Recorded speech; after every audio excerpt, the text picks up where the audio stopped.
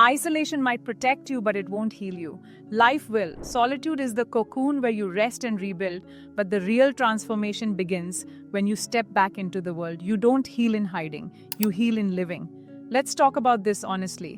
When you start healing, the first instinct is to disappear. You want silence. You want peace.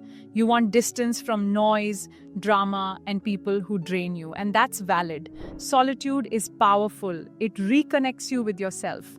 It helps you hear your own voice again. It's where you finally understand your wounds. But solitude is meant to be a phase, not the final destination. Because eventually, your soul needs to experience life again. Otherwise, healing slowly turns into hiding. And hiding becomes fear. Let me share with you a real example. A woman once told me she didn't want to meet new people while she was healing. She said, "People drain me, I'm better alone." And for a while she was right, she needed that phase. But months later, her solitude wasn't at peace anymore.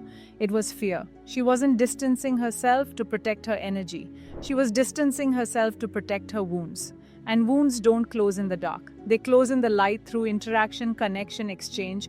You might have seen someone healing from a breakup often withdraws and convinces themselves they're not ready to meet people.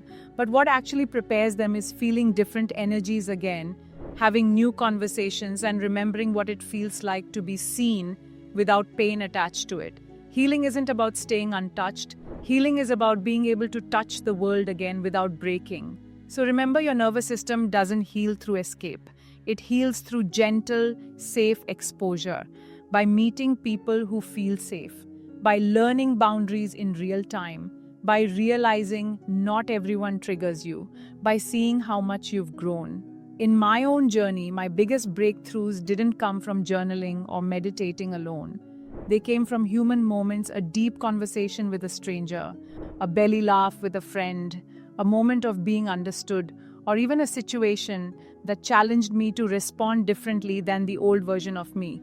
Your soul evolves through experience, through contrast, through connection, not through avoidance. You don't grow wings inside the cocoon. You grow them when you try to fly. So while you're healing, don't shut the world out completely. Meet people not to attach, but to expand. Feel energies. Notice what triggers you, what comforts you, what elevates you. Collect moments, not expectations, not labels, not stories. Because healing isn't about becoming perfect. Healing is about becoming alive again. Your soul doesn't evolve in silence, it evolves in motion. Let life touch you. That's where the real healing happens.